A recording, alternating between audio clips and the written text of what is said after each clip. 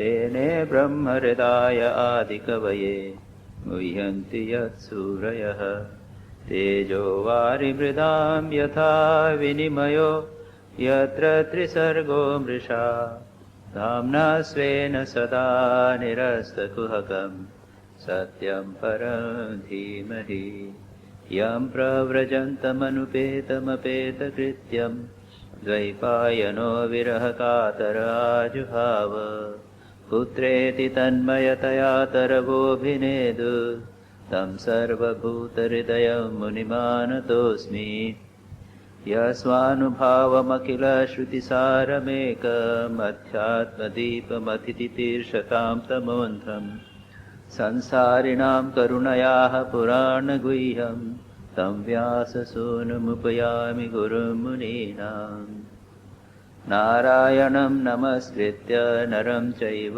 नरोत्तमं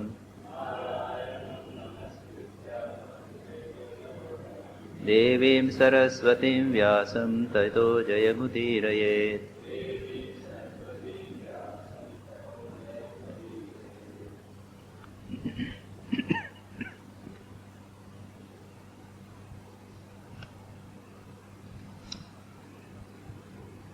उद्धव ने भगवान से कई प्रश्न किए, जिस प्रकार से अर्जुन ने भगवान से श्री कृष्ण से प्रश्न किए थे और उनके उत्तर में भगवान ने कुछ महत्वपूर्ण बातें कही थी। पिछले अध्याय में हमने देखा था उद्धव ने ज्ञान इत्यादि के बारे में प्रश्न किया।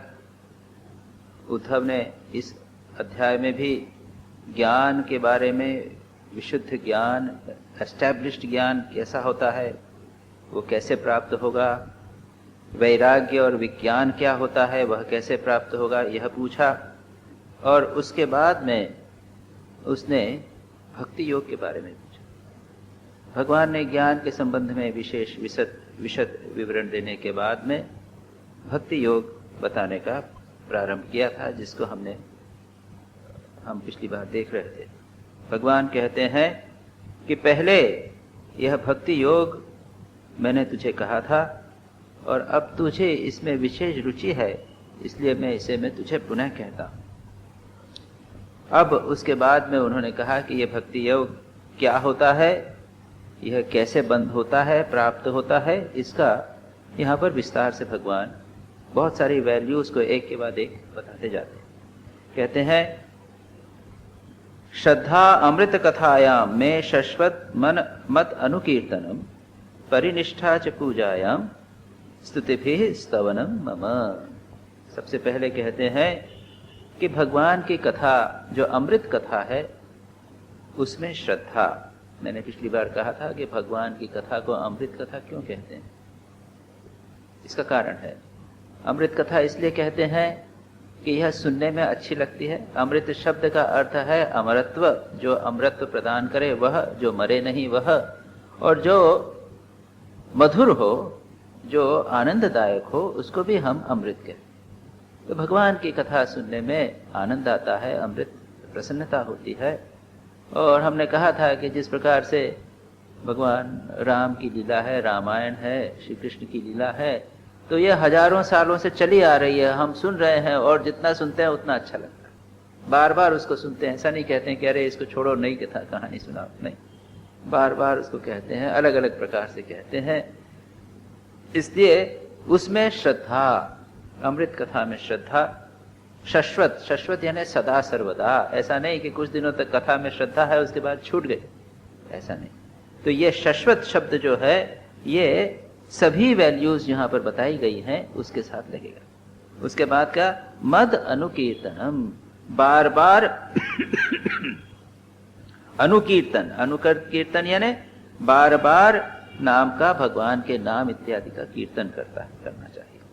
श्री रामकृष्ण से मास्टर महाशय ने प्रश्न पूछा था और कल जो यहाँ पर रिट्रीट होगी उसमें हम एक सीडी दिखाने वाले हैं। उसमें श्री रामकृष्ण और मास्टर महाशय की मीटिंग का वर्णन है, फर्स्ट 4 मीटिंग्स। तो उसको हम सीडी पे, बड़ा सुंदर सीडी है, वो दिखाने वाले हैं। उसमें श्री रामकृष्ण से मास्टर महाशय ने एक प्रश्न किया था, ईश्वर में मन कैसे लगे। यानी भक्ति कैसे होवे। और श्री राम कृष्ण कहते हैं भगवान का सदा सर्वदा भगवान का नाम गुणगान कीर्तन करो। सदा सर्वदा, ये शाश्वत, सदा, ऐसा नहीं कि कुछ दिन तक किया फिर छोड़ दिया, महीने 2 महीने साल भर किया फिर छोड़ दिया, ऐसा नहीं। एक हमारे ग्लोबल वेदांत करके एक मैगजीन निकलता है अमेरिका से, सिएटल सेंटर से स्वामी भास्करानंद सुंदर निकालते हैं।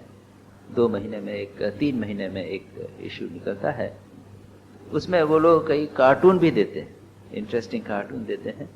तो एक कार्टून, बड़ा मज़ेदार कार्टून ऐसा है कि एक योगी, इंडियन योगी पहाड़ के ऊपर बैठे हुए हैं और एक अमेरिकन युवक पढ़ता हुआ आया है। ऊपर चढ़ते चढ़ते बताया कि बड़े स्टीप पोर्शन से चढ़ के पहुंचा है। उसके जब कपड़े भी फट गए हैं, वो जाके उनके सामने लौट के कहता है कि आपने जो कहा वो मैंने 7 दिन तक किया, मेरे को अभी तक समाधि नहीं हुई। 7 दिन करने से मुझे समाधि हो जाना चाहिए थी। तो उसने जवाब क्या दिया, उन्होंने कहा कि stop taking fast food. Fast, you want to become very fast. आजकल जमाना में सब फास्ट का है, जल्दी से खाना, फास्ट फूड होना चाहिए जो क्विकली डाइजेस्ट हो जाए और इमीडिएट जैसे ही डाइजेस्ट हो उसके बाद में इमीडिएटली इफेक्ट भी हो जाना चाहिए। तो ऐसा नहीं, आध्यात्मिक जीवन में शाश्वत, सदा सर्वदा, कंटिन्यूसली अगर भगवान के नाम में रस मिले, भगवान की लीला कथा सुनने में आनंद हुए, तो हमको बार बार सुनने की इच्छा होती है। तो कहा है शाश्वत। और श्री राम कृष्ण कहते हैं सदा सर्वदा भगवान का नाम गुणगान कीर्तना, अनुकीर्तन, बार बार जो सुना है उसको रिपीट करना, इसको कहते हैं अनुकीर्तन। हम एक ही कीर्तन, अब एकादशी के दिन हम प्रत्येक एकादशी के दिन राम नाम संकीर्तन करते हैं, यानी महीने में 2 बार, महीने में 2 बार हम राम नाम संकीर्तन करते हैं। अरे क्यों राम नाम संकीर्तन? Same thing to be repeated is a very important thing. आध्यात्मिक जीवन में एक कुछ नियम बनाकर भगवान के भजन का, कीर्तन का, स्मरण का नियम बना के उसे रिपीट करना, ये बहुत आवश्यक है। ये रिपीटिशन बार बार करने से एक संस्कार पड़ता है।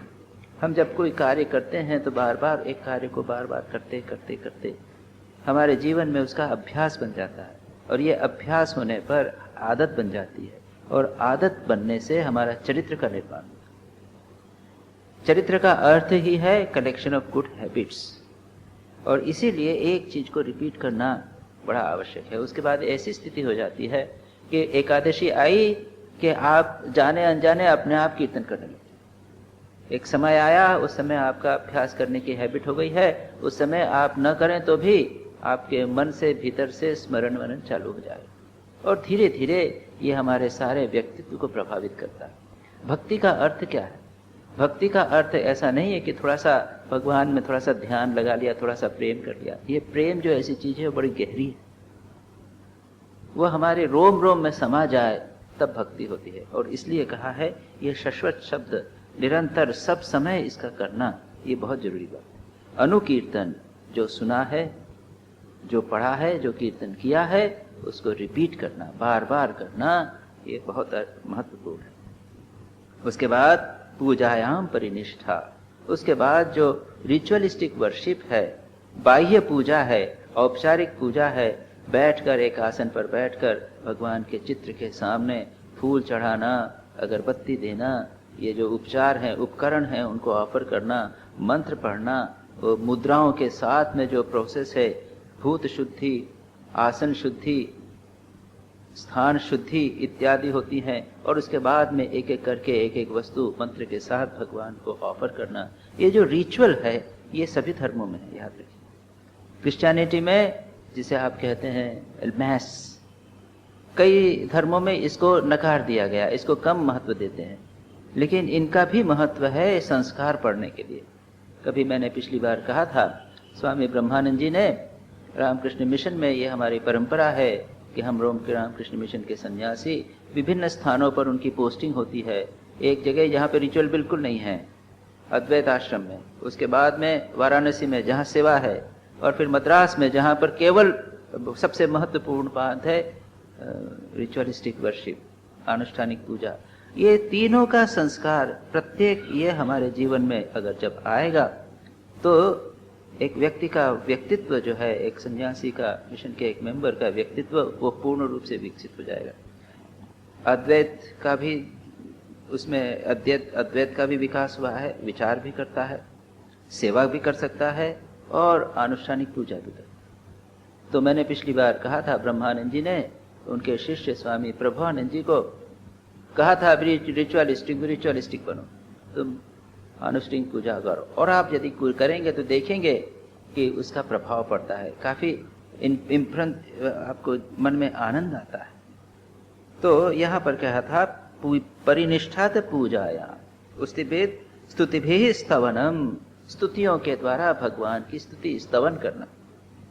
स्तवन यानी भगवान के हम जो भजन गाते हैं, जो स्तोत्र गाते हैं, कुछ स्तवन होते हैं जिसमें भगवान की लीलाओं का, भगवान की जिसे कहते हैं स्तुति होती है, प्रेजेस। आप ऐसे हैं, भगवान के गुणों का वर्णन होता है, वहां पे और कुछ नहीं है। तो इस प्रकार के स्तवन और स्तुतियां शास्त्रों में, भागवत में मिलेंगी, रामचरितमानस में मिलेंगी, और भी कईयों ने बनाए हैं जिसमें केवल भगवान के गुणों का वर्णन है। आप ऐसे हैं, आप ऐसे हैं, आप करुणामय हैं, आप काम क्रोध को आपने विजय कर लिया है। ये सब जितने बहुत सारे सुंदर सुंदर स्तोत्र और स्तवन प्राप्त होते हैं, उनसे स्तुति करना, उनसे क्या होता है, उनका चिंतन होता है, और मन जैसा हम चिंतन करेंगे उसका वैसा उस मन पर प्रभाव पड़ेगा। आज हम क्या कर रहे हैं, हम जब पेपर उठाकर देखते हैं तो क्या है, वहां पर केवल आप देखेंगे लोगों की निंदा है, केवल ऐसी बातें जो दूसरों की निंदा है। उठाकर देख लीजिए, पेज पे देख लीजिए, ये स्कैम की बात है तो फलाने चैपल और उसके झगड़े की बात है, या फिर फलाने चीज की बात है, ये सब गंदी बातें, सब दोषों का ही वर्णन। उसको काउंटरएक्ट करने के लिए, उसको नकारने के लिए आवश्यक है कि हम भगवान के गुणों का स्तवन करें, भजन करें, उससे बड़ा सुंदर अच्छा संस्कार पड़ता है। उसके बाद आदरः परिचर्याम सर्वांगे अभिवंदनम, भगवान को पूर्णांग होकर साष्टांग प्रणाम करना हमारी विनम्रता का द्योतक है। ये भी मैंने पिछली बार कहा था कि श्री रामकृष्ण ने हमें आज के युग में बताया है कि प्रणाम कैसे करना। कुछ लोग ऊपर सिर पे उठा के हाथ करके प्रणाम करते हैं, नमस्ते, ऐसा नहीं, झुक कर प्रणाम करना। पिछली बार मैंने कहा था कि श्री रामकृष्ण ने गिरीश चंद्र घोष से जब मिले तो पहले श्री रामकृष्ण ने प्रणाम किया। और ये भी है, एक नियम है विनम्रता का कि जब हम किसी दूसरे व्यक्ति से मिलें तो पहले हमें प्रणाम करना चाहिए।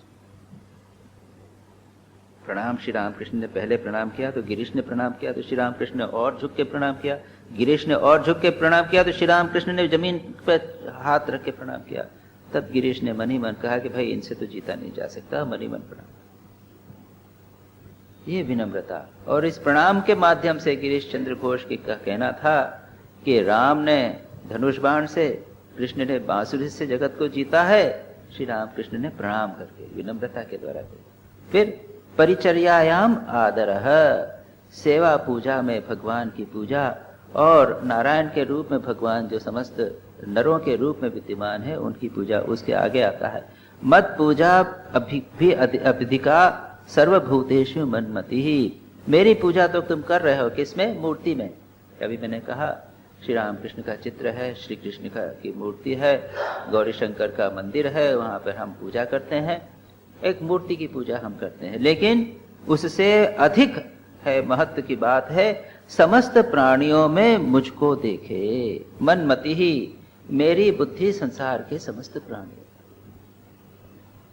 ये एक बहुत महत्वपूर्ण बात है जिसका उल्लेख सभी शास्त्रों में पाया जाता है। यहां पर भी मैंने पिछली बार कहा था कि कपिल देव ने अपनी माता देवहूति को कहा था, उसको उपदेश देते हुए कहा था कि जो केवल मूर्ति की पूजा करते हैं और संसार के अन्य प्राणियों की उपेक्षा करते हैं, उनकी पूजा को मैं स्वीकार नहीं करता।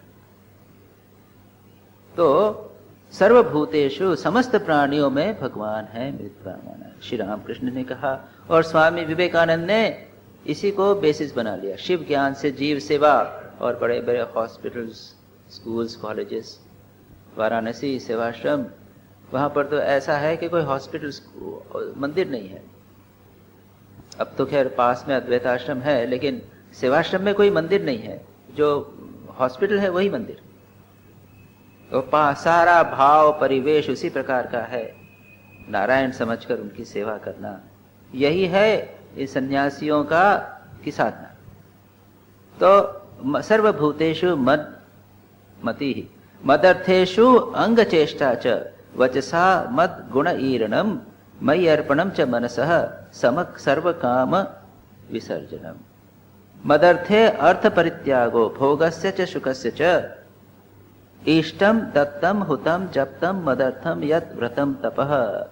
इन 2 श्लोकों में आप देखेंगे मद गुण ईरणम, मद अर्थे अंग चेष्टा, मयि अर्पणम, मद अर्थे अर्थ त्यागो, मद अर्थम यत् व्रतम, मेरे लिए मेरे लिए मेरे लिए, मद अर्थ।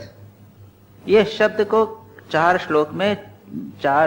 श्लोकों में 4 लाइन में 4 बार, टोटल 4 बार हर लाइन में इस शब्द का उल्लेख किया गया। मदर्थम, मेरे लिए, भगवान के लिए। जो भी कर्म करें सब भगवान के लिए। मद अर्थे अंग चेष्टा, मदर्थेषु अंग चेष्टा, हमारे अंग प्रत्यंग जो भी परिचालित होवे हम भगवान के लिए। जो भी कार्य करें, पुष्प तोड़ना तो हम भगवान के फूल चढ़ाएंगे, वैस बनाएंगे, इसलिए फूल तोड़ते हैं। श्राइन को साफ करेंगे। अब खाना बनाएंगे, खाना भगवान के लिए।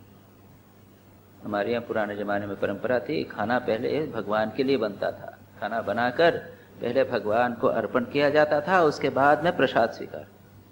और इसलिए उसके पहले किसी को खाने का अधिकार नहीं था। पहले भगवान को अर्पण कर लेंगे, उसके बाद। माताएं हमारी बहुत केयरफुल रहा करती थी, बच्चे को भी हाथ नहीं लगाने देती। पहले खाना बनेगा, भगवान के लिए बना, उसके बाद में घर में ही देवालय छोटा सा उसको ऑफर कर दिया, अब तुम लो ना, अब तुम जो चाहो सो करो। स्वयं के लिए नहीं करना है। जो भी कर्म, खाना तक,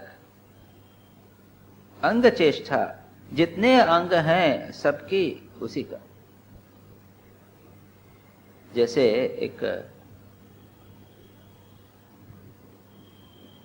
कई श्लोक हैं इससे संबंधित, मैं अभी इमीडिएटली नहीं कह सकता, लेकिन आंखों से भगवान के रूप का दर्शन कीजिए, हाथों से भगवान की पूजा कीजिए, पैरों से भगवान के तीर्थों को जाइए, कानों से भगवान के लीला श्रवण कीजिए, मुंह से भगवान के नाम का जप कीजिए। यह भाव बताने वाले आपको रामचरितमानस में, श्रीमद् भागवत में, सर्वत्र ये बातें बिखरी पड़ेंगी। बड़े सुंदर सुंदर श्लोक भी आपको उससे मिल जाएंगे। तो जो भी कर्म हम करें वह भगवान के निमित्त करें, और यह अभ्यास के द्वारा किया जा सकता है। कर्म प्रारंभ करने के पहले भगवान को स्मरण कर लीजिए।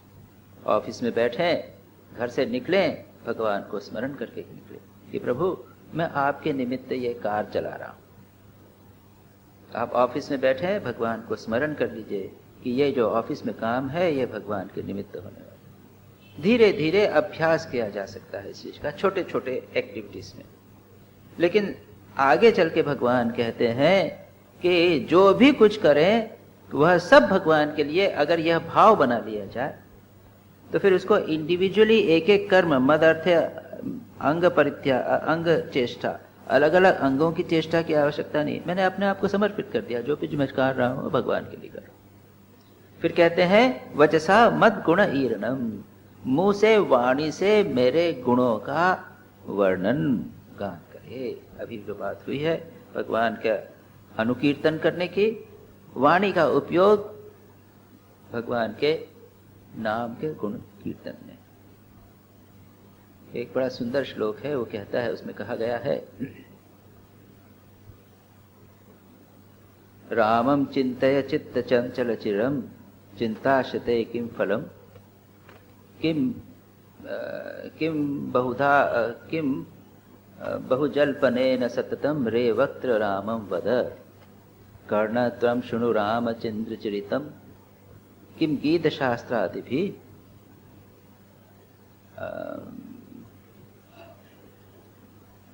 और एक लाइन और है, बड़ा सुंदर है, कहते रामम चिंतय चिंत, हे चंचल मन राम का चिंतन कर। किम चिंता बहु, अन्य फालतू चिंताओं से क्या लाभ। फिर वाणी, तू राम का नाम ले, फोकट दूसरी बातें बोलने से क्या लाभ। कान, तुम राम भगवान के नाम का नाम सुनो, राम की लीला का श्रवण करो और गीत वाद्य सुनने से क्या लाभ। चक्षुस्तम राममयम निरीक्ष सकलम रामात् परम त्यज्यता। चक्षु नेत्र, तुम सर्वत्र भगवान को देखो, राम को ही देखो, राम के अतिरिक्त सब कुछ छोड़ो। ये भाव यहाँ पर कहा गया है। वचसा, वाणी के द्वारा मेरे गुणों का वर्णन करे। मयि अर्पणम मनसः सर्व काम विसर्जनम। उसके बाद कहते हैं कि अपना मन को मुझ में अर्पण कर दो। ये इतना आसान नहीं है, जैसा मैंने अभी कहा कि मन से भगवान का चिंतन करना है। मन को भगवान के में अर्पण कर दो और सर्व काम विसर्जनम, समस्त कामनाओं को त्याग। भगवान गीता में दूसरे कॉन्टेक्स्ट में स्थित प्रज्ञ दर्शन में, वहां ज्ञान का संबंध है। स्थित प्रज्ञ दर्शन में कहते हैं प्रजहाति यदा कामान सर्वान पार्थ मनोगतान। मन में जो जितनी भी कामनाएं हैं उन सबको तुम समर्पित कर, प्रजहाति, उनको त्याग कर दो। तो कामनाओं को त्याग करना इतना आसान नहीं। जब तक भगवान के प्रति कामना नहीं होगी, भगवान की इच्छा नहीं होगी, तब तक कामनाएं नहीं जाती। एक शुभ कामना के द्वारा हम दूसरी कामनाओं को नाश कर सकते हैं। एक बहुत बड़ा प्रिंसिपल है, इंपॉर्टेंट प्रिंसिपल हमारे विकास का, टू डेवलप हायर टेस्ट्स। अभी हमारे इंद्रिय एंजॉयमेंट के टेस्ट्स हैं, बढ़िया बढ़िया चीज हम लाना चाहते हैं। आजकल कंज्यूमरिस्टिक जो बहुत सारी वस्तुएं आ गई हैं, अलग अलग प्रकार के खाने की चीजें हैं, और पहनने की हैं, रहने की, कमरे सजावट की, बहुत सारी चीजें हैं। ये एक प्रकार का टेस्ट है, ठीक है, लेकिन हायर टेस्ट होते हैं, उच्चतर रुचियां होती हैं। हमें उच्चतर रुचियों का निर्माण करता है, और उच्चतम रुचि है भगवान का चिंतन, भगवान में रुचि। क्यों भगवान में वो सर्वश्रेष्ठ है। Our highest concept of anything is God. तो उसमें अगर जब रुचि हो जाएगी तो अपने आप समस्त लोअर टेस्ट जो है वो धीरे धीरे कम होते जाएंगे। तो ये एक बहुत इंपॉर्टेंट प्रिंसिपल है टू डेवलप हायर टेस्ट। पहले हम फिजिकल एंजॉयमेंट्स में लगे हैं, भौतिक भोग के अंदर हमारी रुचि है, उसमें हम कुछ फाइन चीज चाहते हैं। दूसरे हैं इंटेलेक्चुअल टेस्ट, कोई आदमी संगीत में रुचि करता है, कुछ लोग सेवा में रुचि लेने लग जाते हैं, और उच्चतर चिंतन, हायर थॉट चिंतन, उसमें रुचि। टू डेवलप हायर टेस्ट, ऐसा करने पर समस्त कामनाओं का विसर्जन हो जाएगा। अब सर्व काम का अर्थ है स्थूल और सूक्ष्म सभी कामनाएं।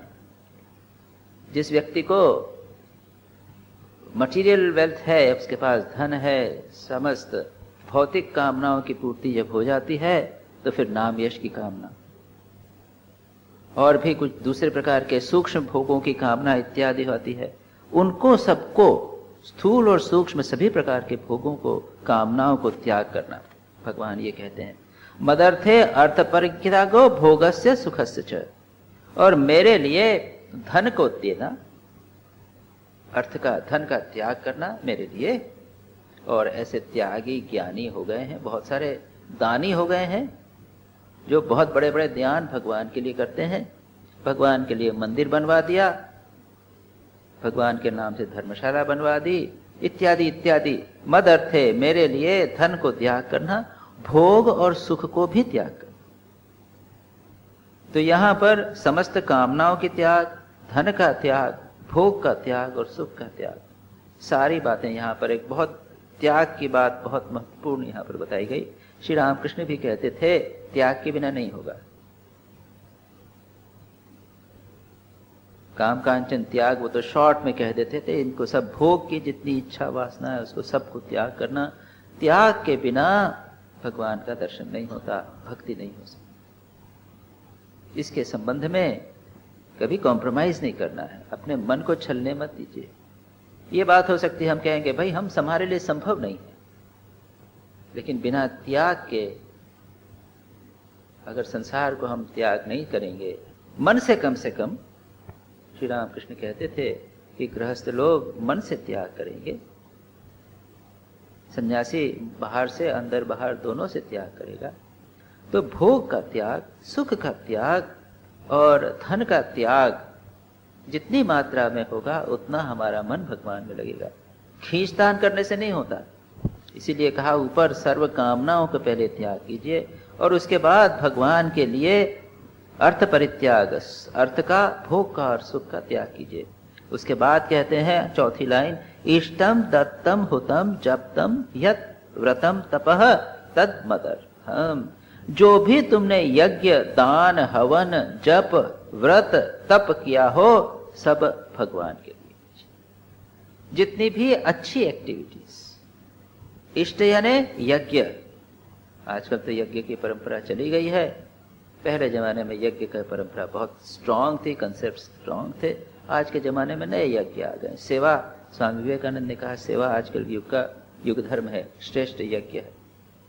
फिर जो भी दिया, किसी को दान किया आपने या किसी व्यक्ति को प्रेजेंट ही किया, एक दान होता दूसरा प्रेजेंट हुआ, कुछ भी दिया उसको क्या करो, जो भी दिया वह मेरे लिए, ये भगवान के निमित्त किसको दिया, लेकिन सोचो कि मैंने मानो जिसको दिया है वो भगवान ही है या भगवान को उद्देश्य करके दिया। उसके बाद में हुतम, हवन किया, वो भगवान के लिए। हम लोग जो हवन करते हैं तो रामकृष्ण नामक अग्नि को करते हैं, अगर हम आवाहन करते हैं कि जो अग्नि है वो रामकृष्ण, और उसमें हवन करते हैं। फिर कहा जपतम, जो जप किया, भगवान का नाम लिया और नाम लेने के बाद उसको ऑफर कर दिया भगवान को। मेडिटेशन करते हैं, यहाँ करवाता हूँ गाइडेड मेडिटेशन, उसके बाद कहते हैं कि जो ये मेडिटेशन ये अच्छी तरह हुआ या गलती से त्रुटिपूर्ण हो या त्रुटि रहित, ये प्रभु ये आपको समर्पित। फिर व्रतम तपः, और जो व्रत और तप किया गया, हम व्रत करते हैं एकादशी का व्रत के, एकादशी को हम व्रत रखेंगे, भोजन नहीं करेंगे। या फिर बड़े बड़े व्रत हैं, ब्रह्मचर्य व्रत है, एक पत्नी व्रत है, एक पति व्रत है, सत्य का सारे जीवन सत्य पालन करना। महात्मा गांधी ने एकादश व्रत की बात कही है, उनका बड़ा प्रसिद्ध है एकादश व्रत। आप लोग को कहीं पुस्तक मिले तो एकादश व्रत अवश्य देखिएगा। उन्होंने 11 व्रत की बात कही है, प्रत्येक व्यक्ति को 11 व्रत का पालन करना चाहिए।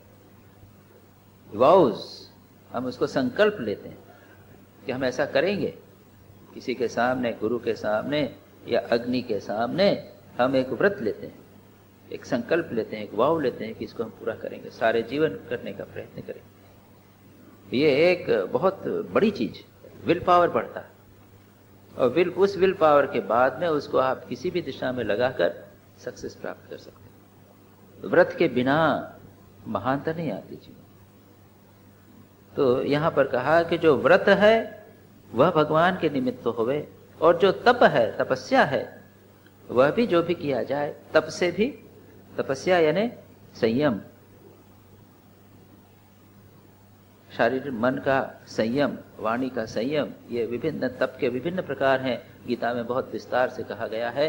इन तपस्या के द्वारा जो भी शक्ति प्राप्त होती है, संकल्प बढ़ता है, संकल्प शक्ति प्राप्त होती है।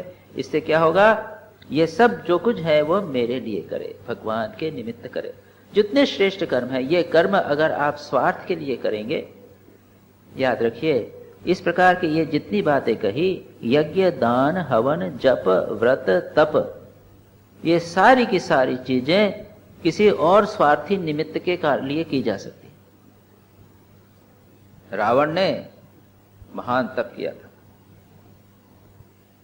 निवेदित कर देते हैं, आत्मनिवेदिनाम, इन धर्मों का पालन करने वाले, आत्म निवेदन करने वाले जो मनुष्य हैं, उनके हृदय में मयि भक्ति ही संजायते, मेरे प्रति भक्ति उत्पन्न होती है।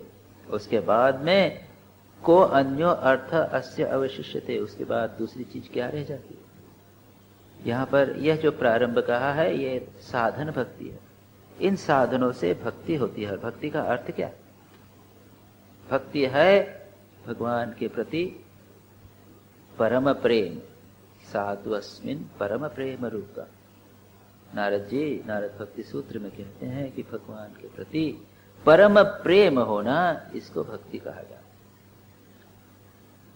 और जब प्रेम में कितना आनंद होता है, प्रेम, आनंद, कंसंट्रेशन, ये सब रिलेटेड है। जहां पर हमारा प्रेम है वहां पर मन एकाग्र आसानी से हो जाता है, वहां पर हमें परम सुख की प्राप्ति होती है। तो भगवान के प्रति परम प्रेम की जब उत्पन्न होता है तब परम सुख भी मिलता है। साधु अस्मिन् परम प्रेम रूपा अमृत स्वरूपा। भक्ति जो है वह अमृत स्वरूप है, अमरत्व प्रदान करती है, परम आनंद देती है, मधुरता देती है। तो यहां पर कहा गया कि मदर्थे अर्थ परित्याग इत्यादि हो गया। और इस प्रकार के इन विभिन्न धर्मों का आचरण करने पर चित्त शुद्धि होती है और उसके बाद प्रेम होता है। उसके बाद में ये सब अनुष्ठान करने हो या न करने हो कोई फर्क नहीं पड़ता। उसके बाद भगवान में परम प्रेम हो जाता है। उसके बाद को अर्थो अस्य अवशिष्य थे, उसके बाद में और कुछ आवश्यकता नहीं रहती। अद्वैत वेदांत कहता है कि अहम ब्रह्मास्मि होना चाहिए, ब्रह्म के साथ एकात्म का बोध होना चाहिए। भक्ति कहती है नहीं, भगवान के प्रति प्रेम होना चाहिए, ये जीवन का परम उद्देश्य। एवं हो गया यदा आत्मनि अर्पितम चित्तम सत्वोपभृंजितम धर्मम ज्ञानम सवैराग्यम ऐश्वर्यम च अभिपद्यते। इस प्रकार धर्मों का पालन करने पर यदा सत्व उपभृंपितम मयि आत्म अर्पितम चित्तम शांतम भवति, यानी जब इन सब धर्मों का पालन करने पर, इनका अनुष्ठान करने पर चित्त में जब सत्व गुण की वृद्धि होती है, जब मन पवित्र हो जाता है, शुद्ध हो जाता है, रेस्टलेसनेस कम हो जाती है। और ये हमारे मन का रेस्टलेसनेस, मनाना इच्छाएं, वासनाएं, एम्बिशंस, इनके कारण मन बराबर इधर उधर भागता रहता है, चित्त दौड़ता रहता है। जब ये सब शांत हो जाती हैं तब क्या होता है? मन ऐसा चित्त है वो शांत होकर आत्मा में लग जाता है और उसके बाद में धर्मम ज्ञानम सवैराग्यम ऐश्वर्यम च अभिपद्यते। उस समय साधक को धर्म, ज्ञान, वैराग्य और ऐश्वर्य स्वयं प्राप्त हो जाता। प्रारंभ में इन सब साधनाओं को करने में कठिनाई होती है, त्याग बड़ा कठिन। मन से त्याग भी कठिन है, बाह्य त्याग की बात तो छोड़ दीजिए। हमारा मन बार बार भोगों की ओर जाता है, लेकिन उस प्रारंभ की ये लगकर, निष्ठापूर्वक उनमें लगकर अगर कोई प्रयत्न करे तो चित्त शुद्ध होता है। और गीता में भगवान कहते हैं सात्विक सत्वगुण का लक्षण क्या है? सुख। सत्वात् संजायते ज्ञानम, और उसमें साथ सुख भी होता है। चित्त शुद्ध पवित्र चित्त में ही, शांत चित्त में ही सुख की अनुभूति होती है, चंचल चित्त में नहीं होती। वेदांत में तो प्रक्रिया को समझाते हुए यह भी कहा गया है कि जब हम किसी वस्तु को प्राप्त करते हैं, भोग वस्तु को प्राप्त किया, आइसक्रीम प्राप्त किया, मिठाई किया, प्राप्त किया, हमारे मन में जब वासना, इच्छा उठती है तो मन चंचल हो जाता है उसको प्राप्त करने के लिए। और जब वस्तु वह प्राप्त होती है तो मन शांत हो जाता है, क्योंकि इच्छा पूरी हो गई। जैसे ही शांत होता है तो शांत चित्त में आत्मा के आनंद का प्रतिबिंब होता है, इसलिए हमें आनंद की प्राप्ति है। तो क्षण भर के लिए भी जब कभी हमें सुख की प्राप्ति होती है, उसके पीछे सात्विक शांत मन होता है। और अगर किसी व्यक्ति का स्वाभाविक रूप से शांत मन हो जावे तो उसे विषय की अपेक्षा बिना विषय की प्राप्ति की किए बिना ही उसे सुख की प्राप्ति होगी। जो सुख लोगों को नाना विषयों के प्राप्त होने से होता है, वह सुख निरंतर कंटिन्यूअसली उस व्यक्ति को बना रहेगा बिना विषयों की प्राप्ति किए। ये प्रोसेस है, इसको ध्यान से समझ लेना चाहिए। और इसलिए अगर हम मेहनत करें प्रारंभ में इन विभिन्न वैल्यूज को, जिनको धर्म कहा, भक्ति के जो सद्गुण कहे, जिनके द्वारा भक्ति की उत्पत्ति होती है, अगर इनको हम जीवन में निष्ठापूर्वक प्रारंभ करें तो एक स्थिति आएगी जब चित्त जो है वो शांत हो जाएगा, सात्विक हो जाएगा, सत्व गुण की वृद्धि होगी, चित्त शांत हो जाएगा, और तब धर्म, ज्ञान, वैराग्य, ऐश्वर्य और परम आनंद, ये सब का सब अपने आप का। तो भगवान यहाँ पर कहते हैं कि माँ आत्मा शांत होकर आत्मा में जब मन लग जाता है, उस समय साधक को धर्म यानी अभी जो बताए हैं ये धर्म ही एक प्रकार के बताए। यहाँ पर कहा गया था एवं धर्मई ही, इन धर्मों को, ये जो है जो वैल्यूज को जो हम प्रैक्टिस करते हैं, विधि निषेध, ये हुआ धर्म। लेकिन यहाँ जो धर्म बताया गया है ये है हमारे जीवन में श्रेष्ठता।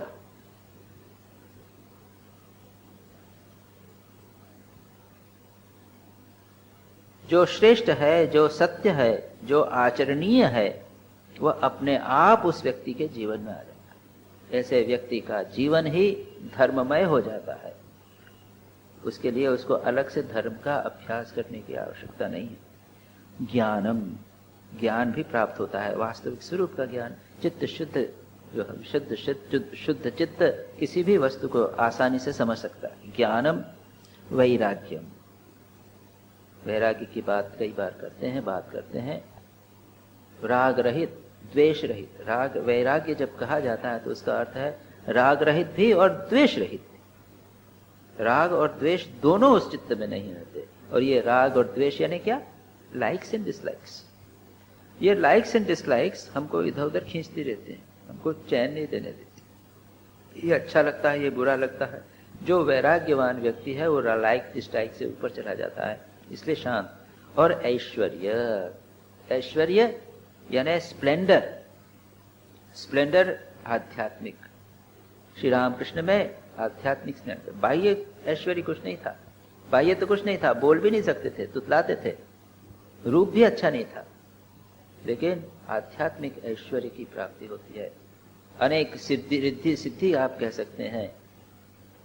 मन में बहुत सी क्षमताएं प्राप्त हो जाती हैं। किसी वस्तु के, व्यक्ति के मन को जान जाना, कई बातें जो समझ में लोगों को सामान्यतः नहीं आती वो आसानी से समझ लेना, इत्यादि बहुत सारे ऐश्वर्य हैं जिनका वर्णन योग सूत्र इत्यादि में किया गया है। वह आसानी से उसको प्राप्त हो जाता है। उसके बाद कहते हैं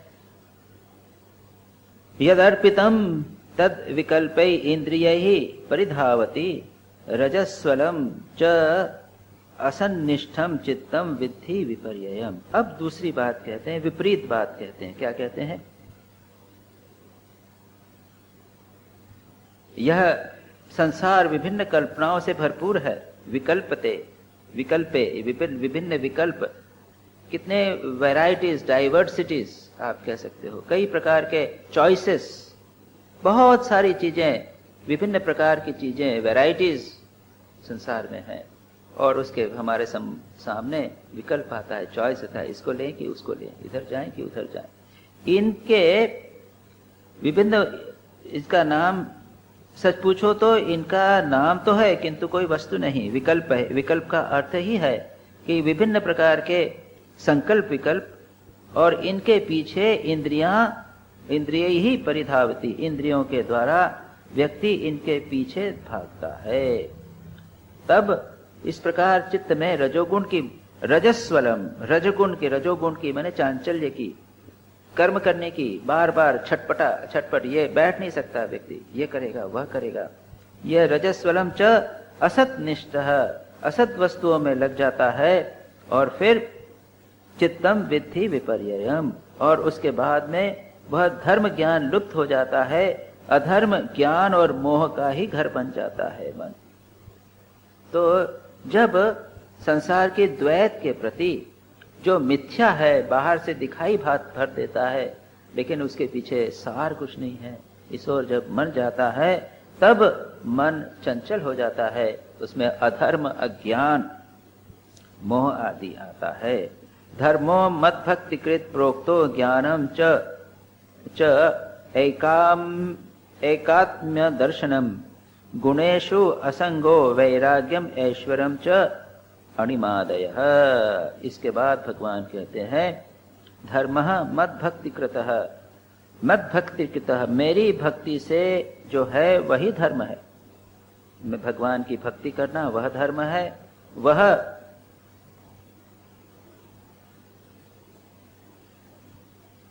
प्रोक्तः ज्ञानम च एकात्म्य दर्शनम, और ज्ञान क्या है? ऐक्य दर्शनम।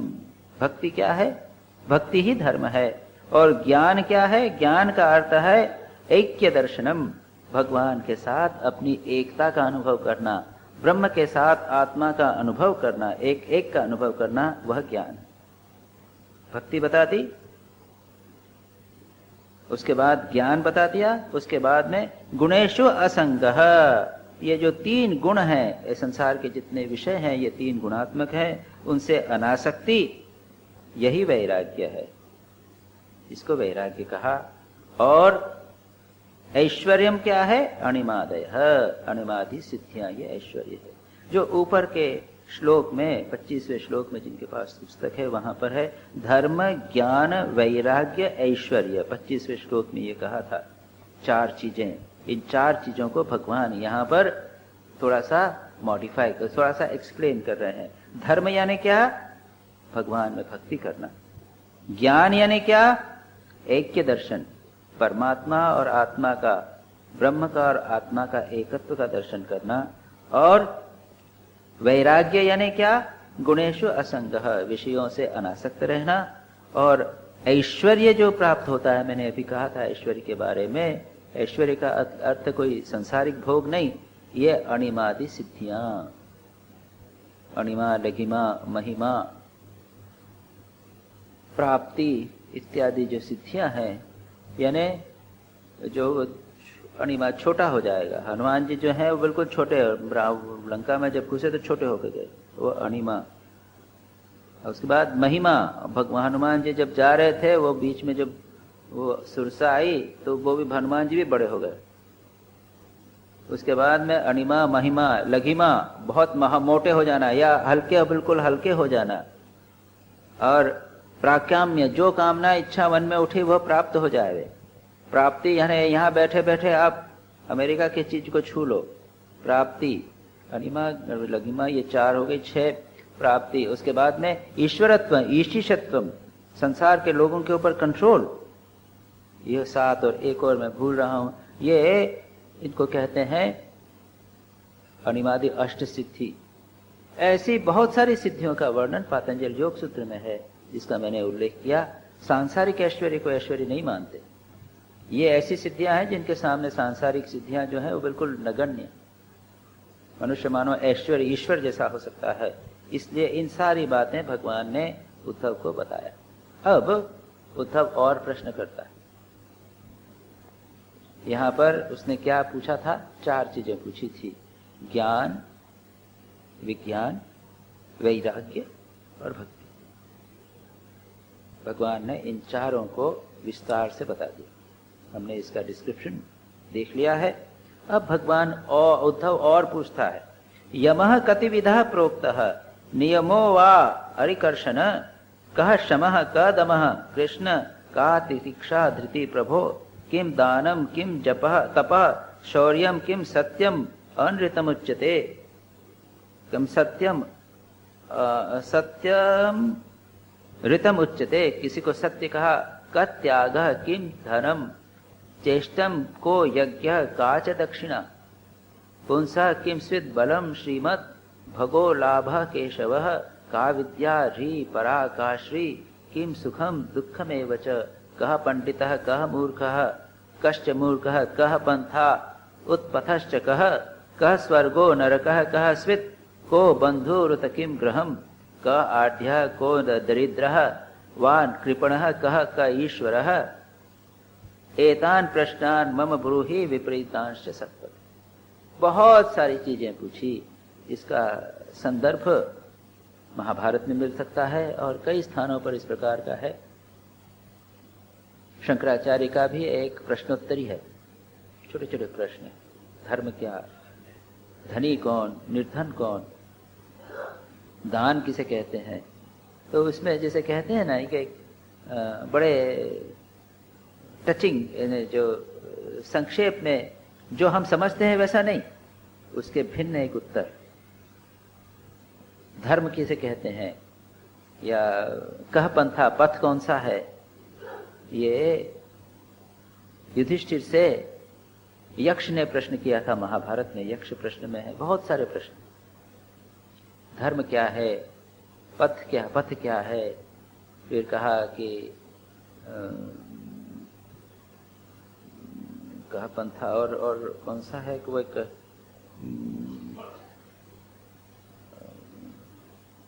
इस प्रकार के बहुत सारे प्रश्न हैं। यहाँ पर बहुत सारे प्रश्नों का वर्णन किया है। यम, नियम, शम, दम, तितिक्षा, धृति, दान, तप, शौर्य, सत्य, ऋत, त्याग, धन, चेष्टा, यज्ञ, दक्षिणा, बल,